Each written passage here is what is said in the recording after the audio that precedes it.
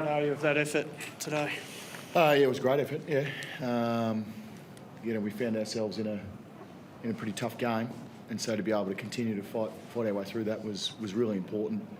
First and foremost, we think Melbourne's going to be a really good team, so to be able to compete with those guys, particularly at stoppage in the last quarter, which third quarter was a little bit worried. I was obviously really proud of our effort. I feel like your big names, Toby Green, Tom Green, were really important in that last sort of 10, 15 minutes. How important is that when the leaders lead from the front in the final stages? It's super important. Yeah, that's what they need to do if we're going to become the team that we're hoping to become. And so for those guys and others to have really big moments, take those moments, was really important. Without that, we don't win the game. And so, we recognise that after the game. What was your level of confidence with Locky Keith lining up? He's had a bit of practice. He seems to get shots, particularly in big games, in those moments. And so for him to be able to finish, particularly the run forward, Gawn's had a pretty good day. He's an elite ruckman, as we know. Locky, I thought, fought all day and got rewarded with a moment that he took. And it was a beautiful kick, great finish. It's really important for him. He's one of our favourites. Yeah. Adam, can I get you to talk a bit more about that? I'm doing a story on Locky and his career and how he's hung in and been a great survivor. Can I get you to talk a bit about his journey, how close he's come to maybe not being on the list during his time there, and how he's just battled? Well, there's a few things that weigh into his favour, and I don't know how many in his draft class are still playing. A handful? Wouldn't be many. 5? Wouldn't be many. And so there's a few things. The character of the person. He's a great teammate. He's a great clubman. He's incredibly intelligent, both on and off the field. He's like having an extra coach.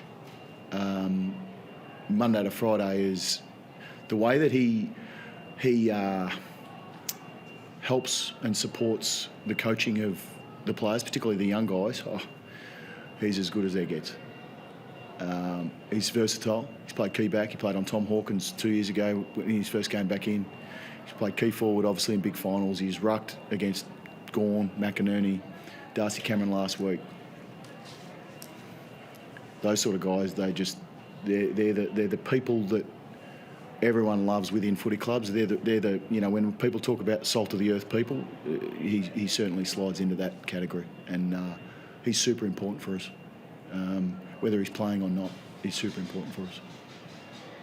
Stephen Kingsley was really effective as a mid-sized forward today. He hit the scoreboard really well. Do you see that potentially being a primary role for him for a lot of this season? Yeah, could be. I mean, he's had shoulder surgery over the summer, so we're trying to ease him back in. I still see him playing inside mid once the season gets moving a bit.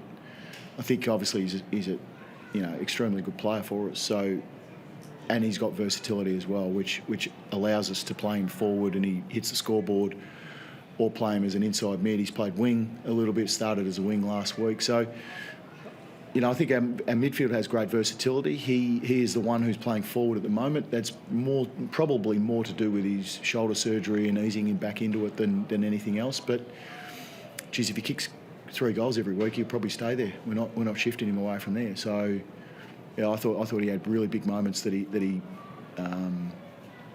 allowed us to sort of stay in the game. Again, leadership moments. Adam, you touched on Melbourne in your first answer, and you felt like they were around the mark. They had 6 players that were new in their side today. Yeah. Hadn't played a game for the club previously. What did you sort of notice about them? Are they different from a year ago? Where do you think they sit? That feels like It feels like they've recaptured their burst out of stoppage and their real attack out of there. Their star players certainly led the way, but I feel like they're really well supported around the ball. They've had some high draft picks that they're playing. Windsor's a really, really good player. I really like him. I think he adds a lot to their group. Obviously they drafted Lindsay last year, Langford. So they've got some really good players that they're able to now bring in and play roles for them. So,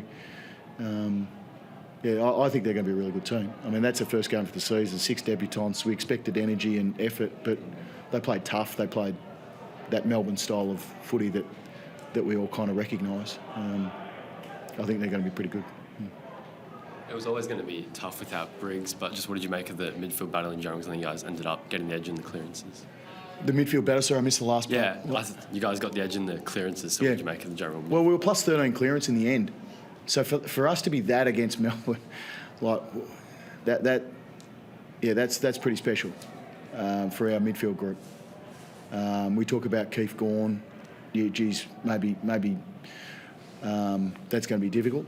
But our guys found a way today, and there was moments in the centre bounce patch in the third quarter, probably first 7 or 8 minutes, where they kicked 4 goals from stoppage, 2 centre bounce, 3 centre bounce, one around the ground, I think it was. They've kicked another 2 at the start of the game from centre bounce. It looked like, geez, this could be a tough day. But our guys fight. That's what they do. And in the end, plus 13 clearance, we went down by 3 goals from stoppage, but I thought, I thought we fought really well. And that's the team we need to be. We haven't won stoppages like that for a long period of time. We certainly didn't last year. So for us to be able to add that to our repertoire, I think is really important for our guys. I think it'll help us, yeah. What's the level of concern about Brett Daniels? Looked like a contact injury with Tom. Yeah, just a bruised hip pointer. So I don't think it's too serious. We got the bye next week, so that'll help. But yeah, he'll be fine. He tried him in the last quarter. We thought we'll try it. Big knock, bit sore.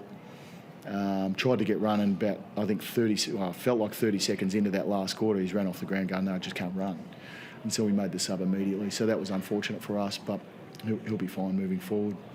Probably expect to we'll get Briggs back for that round 3 game. We'll get Hogan back, I expect. We'll get Stringer. The suspended boys, Riccardi, Fonte, McMullen, Thomas will all be available. So I think, and we got out of this game really, really well. So I think we'll be quite healthy. Do you have to drip feed them at all, some of them coming back? Or if you make 6 or 7 changes, is it? Yeah, it's a good question. Probably. I haven't really thought about it, to be fair. But, it's a lot of changes, particularly on the back of a team that's been getting the job done for the first 2 weeks of the season. So, yeah, I'm not sure what we'll do. Thank you.